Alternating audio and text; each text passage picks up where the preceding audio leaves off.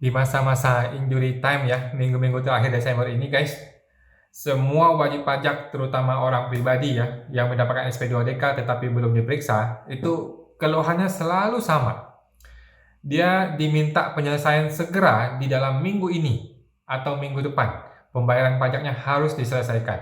Kalau menolak atau ragu-ragu, ancamannya selalu sama. Ini udah bahasa standar gitu ya, yaitu kami akan tingkatkan ke pemeriksaan atau penyidikan pidana loh, gitu. Oke, sebelum gua melanjutkan video ini guys, gua mau disclaimer dahulu ya, bahwa semua yang gua sampaikan di video ini semua dan semua isi channel gua ya adalah pendapat pribadi gua 100%. Ini bukanlah kajian akademis sama sekali, ini bukan kejadian yang sesungguhnya guys.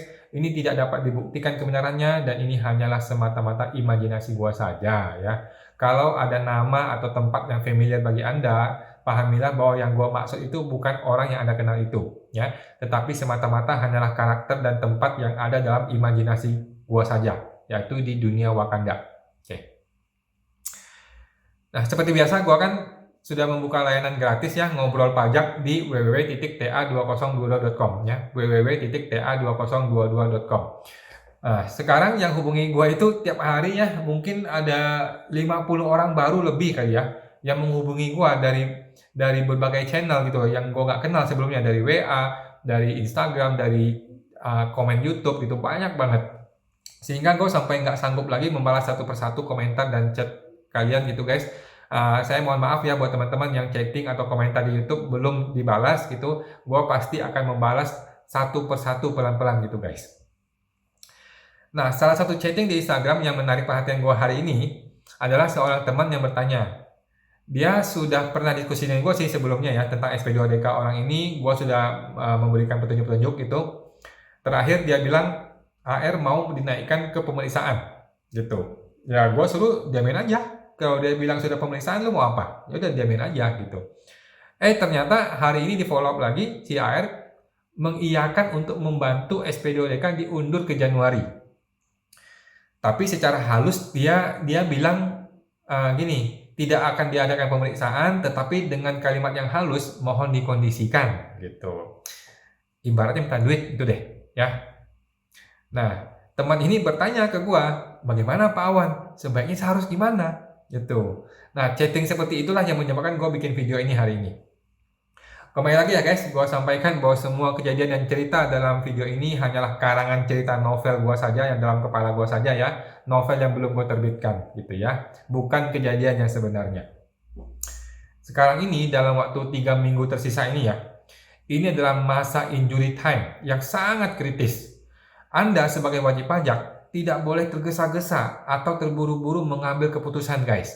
Oke, terutama mengeluarkan uang dari dompet Anda gitu. Dimana uang itu gua jamin pasti tidak akan bisa kembali lagi untuk Anda. Oke. Jadi Anda harus tetap tenang dan harus pintar, harus smart.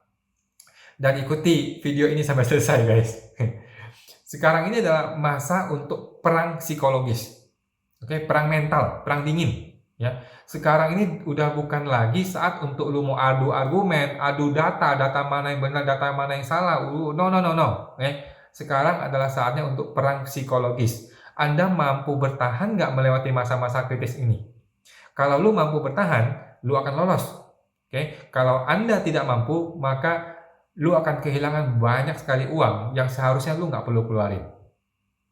Oke. Hal pertama guys yang Anda harus punya adalah mindset untuk tetap tenang. Itu guys. Jangan ketakutan, santai, slow aja. Jangan gegabah, jangan terbawa emosi.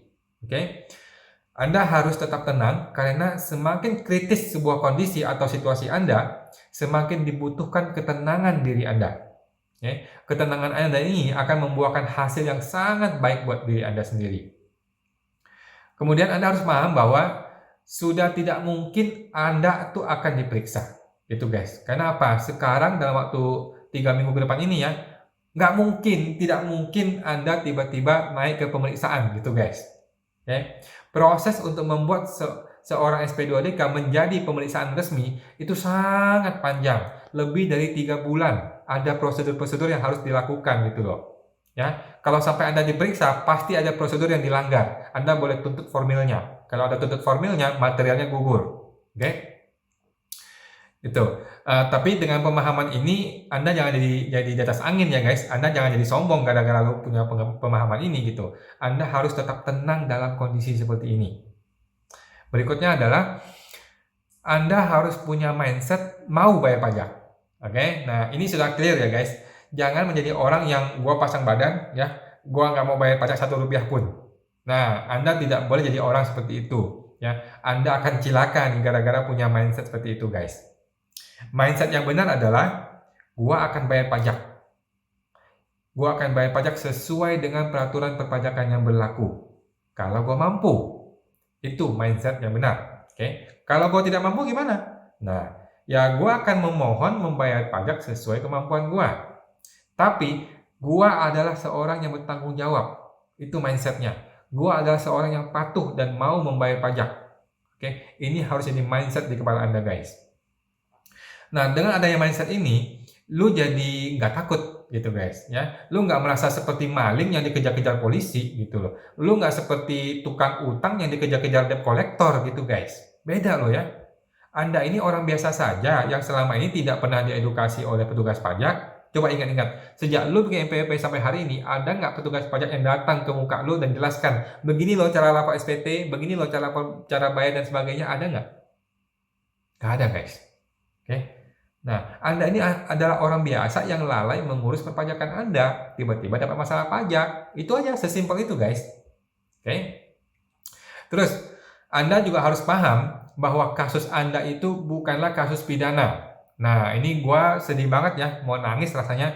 Banyak oknum yang petugas pajak ya, yang menakut-nakuti WP bahwa ini tuh nggak cuma pemeriksaan loh, tetapi menakut-nakuti akan menjadi bukper, penyidikan, dan kasus pidana hingga lu bisa dipenjara loh gara-gara ini. Nah, ini adalah perilaku yang sangat buruk menurut gua guys. Ini mencoreng muka Ibu Sri Mulyani, mencoreng muka dari reformasi perpajakan yang sedang digencarkan pemerintah gitu guys. Ini akan menghancurkan niat baik dari Bapak Presiden gara-gara oknum petugas seperti ini. Nah guys, Anda harus paham ya bahwa kasus Anda ini bukanlah kasus pidana. Kalau kasus Anda ini kasus pidana, Anda tidak akan dipanggil untuk menyelesaikan SP2DK ini secara damai. Pasti lu langsung terjadi bukber. Udah pasti. Ya, langsung terjadi penyidikan pidana terhadap Anda. Oke, tidak ada ampun bagi orang pidana pajak. Oke, ini pengetahuan yang harus Anda pahami guys. Nah, apa aja yang terjadi dalam kasus pidana? Kasus pidana itu apa aja sih? Nah, coba Anda cek di Google nanti ya. Pidana pajak itu pertama mencakup diantaranya membuat faktur pajak fiktif. Coba diingat-ingat. Apakah Anda membuka faktur pajak fiktif? Jika tidak, maka Anda tidak pidana. Gitu aja guys. Yang kedua, Anda jual beli PPN. Apaan tuh jual beli PPN? Kalau istilah jual beli PPN aja lu nggak ngerti, berarti lu bukan pelaku jual beli PPN. That's all. Yang ketiga, tindak pidana pencucian uang di perpajakan. Anda merasa seperti itu nggak? Kalau Anda nggak merasa seperti itu, maka kasus lu bukan kasus pidana. Murni perdata. Paham ya guys?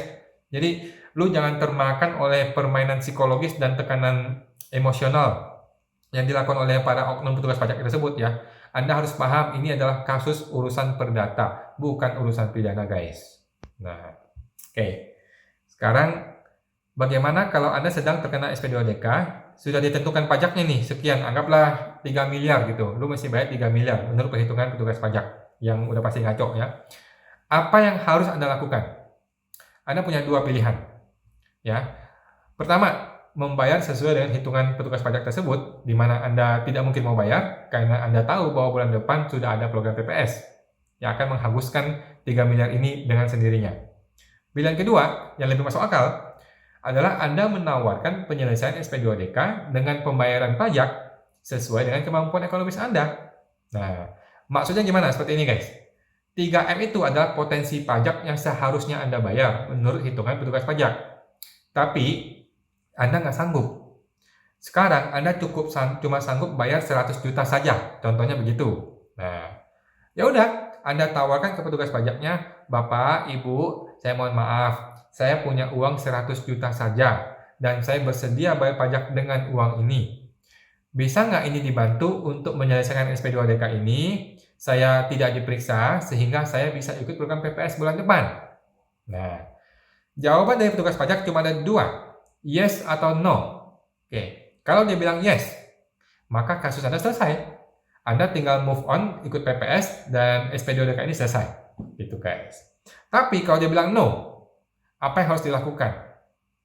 Nah guys, yang harus Anda lakukan adalah bilang yes. Yes. Anda harus tertawa gembira. Kenapa? Karena lu baru saja menyelamatkan uang 100 juta rupiah yang harusnya hilang dari dompet Anda. Oke.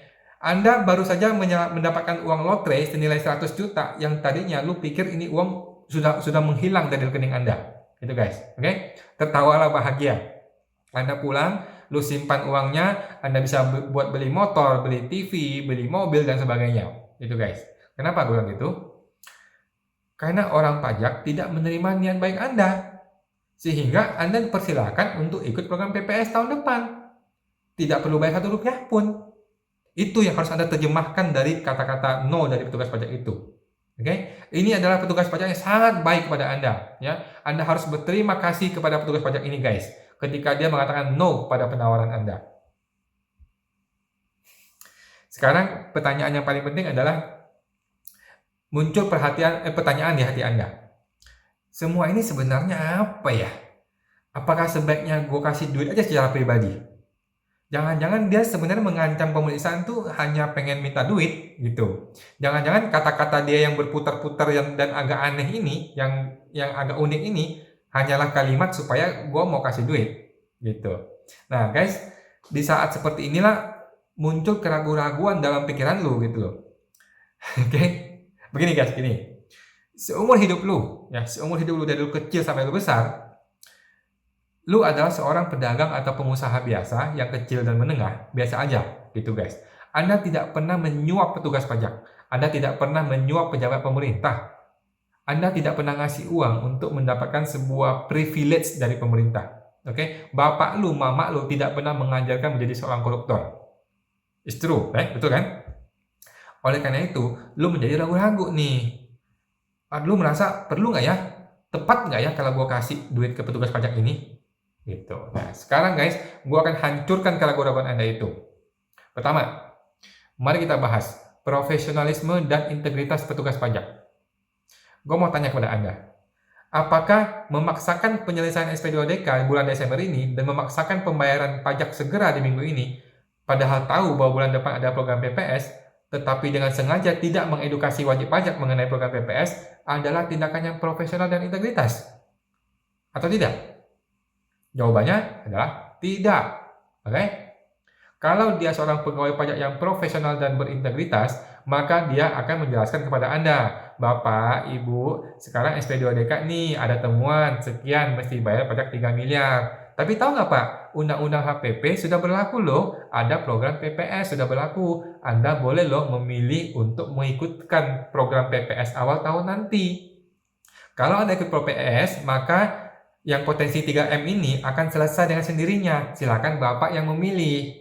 Nah, seorang petugas pajak yang berintegritas dan profesional akan menjelaskan edukasi ini dengan lengkap dan membiarkan Anda memilih sebagai wajib pajak, memilih mau ikut program yang mana. Lu mau bayar sekarang atau mau ikut program PPS? Silakan dipilih, wajib pajak yang memilih. Nah, kalau dia tidak mengedukasi Anda sama sekali tentang program program PPS di Undang-Undang HPP dan memaksa Anda untuk membayar sekarang juga, segera minggu ini dengan ancaman-ancaman akan diperiksa dan sebagainya, ya lu sudah paham guys. Please dong, jadi dewasa dong guys. Ya, pahamilah bahwa orang ini adalah orang yang tidak punya integritas dan tidak profesional. Jadi lu nggak usah pikir 2 kali lagi. Ya, nggak usah pikir 2 kali, nggak usah pikir sekali. Kalau sampai keluar kata-kata atau kalimatnya sedikit bersayap ya, dan lu berpikir kayaknya dia minta duit deh. Nah, kalau sudah muncul pemikiran itu di kepala lu nggak usah mikir 2 kali lagi. Oke? Nggak usah tanya gua, nggak usah tanya siapapun. Itu guys. Langsung lu siapkan duitnya, kasihkan. Guys, itu yang gua sarankan kepada teman yang chatting gua di Instagram tadi. Kasih aja, sesuai dengan kemampuan Anda, kasih. Bagaimana cara kasihnya itu urusan lu gitu. By the way, sekali lagi guys, ini tidak pernah terjadi di dunia nyata ya. Ini hanyalah terjadi dalam imajinasi gua saja ya, di negeri Wakanda ya. Kalau di dunia nyata, apalagi di Indonesia, tidak pernah ada kejadian seperti itu. Terus kalau lu komplain ke gua, lah Pak Awan, kalau gua kasih duit berarti gua nanti jadi koruptor dong. Aduh brother, sister, coba lu pikir lagi ya. Yang salah siapa sih? Yang salah tuh lu. Yang salah tuh Anda, guys, ya. Anda ini adalah wajib pajak yang tidak jujur lapor pajaknya, gitu loh. Anda ini wajib pajak yang ditemukan ada masalah dalam perpajakan Anda. Oke? Anda adalah pelakunya. Andalah yang telah lalai melaksanakan kewajiban perpajakan Anda selama ini. Gitu, guys. Oke? Nah, sekarang lu mau minta dibantu supaya SP2DK Anda dipending ke tahun depan. Ya dong, ya kan? Supaya lu nggak usah bayar 3M ini, Anda cukup ikut program PPS. Gitu, ya kan? Sekarang gue tanya sama lu. Petugas pajak nih, yang AR Anda ini, saudara lu bukan? Bukan, ya kan? Keluarga, teman, sahabat, TTM, kenalan. Bukan juga. Terus, kenapa dia mau bantuin lu? Gitu loh. Kalau dia memang mau bantuin lu, dia sudah bantuin lu dari kemarin-kemarin. Kalau dia berniat baik sama lu, dari kemarin dia sudah suruh Anda ikut PPS aja, nggak usah lanjutin SP2DK ini. Bukannya dia mengancam-ngancam pemeriksaan dan sebagainya gitu guys. Paham ya guys? Jadi lu nggak usah pikir dua kali gitu guys. Ini bukan teman, bukan saudara, bukan siapa-siapa. Satu-satunya cara untuk minta dia bantuin lu adalah dengan kasih uang damai. Gua tidak mengajarkan Anda untuk menjadi koruptor guys. Gua tidak mengajarkan lu untuk kasih duit ke pejabat pemerintah. Tapi sekarang tuh kondisinya udah kacau balau guys. Udah kacau balau. Ya. Udah nggak usah pakai logika. Udah nggak usah pakai argumen. Nggak guna. Udah nggak usah pakai adu data lagi. Nggak usah. Ya. Sekarang ini kita negosiasi beli sayur di pasar. Oke. Anda mau beli kangkung. Harganya satu ikat 10.000. Nah, nego dong bu. Jadi goceng aja. Wah, kemurahan goceng. Naikin lagi dong. 8.000 aja bos. Nah, enggak masih kemahalan 6.000 aja bos. Ya udah deh, ambil jalan tengah deh bos, 7.000 aja ya. Satu ikat, deal. Ini yang sedang terjadi saat ini guys, negosiasi tukang sayur ya. Jadi Anda harus mengadaptasi diri Anda sesuai dengan kebutuhan market, sesuai dengan keinginan para petugas pajak. Gitu guys. Ya. Gua tidak menyalahkan petugas pajak ya guys, karena mereka tidak pernah mendapatkan instruksi untuk menghentikan SP2DK Anda. Tidak ada instruksi seperti itu, ya. Sedangkan mereka terus dikejar-kejar target oleh kantor pusat. Gitu, guys. Ya, itu aja guys untuk hari ini ya. Dan ingat guys, tanggal 1 Januari 2022, hari Sabtu jam 8 pagi, Anda daftarkan program PPS Anda. Ya, kalau lu ngikutin nasihat gua satu ini akan menyelamatkan hidup Anda. Oke, sampai jumpa guys.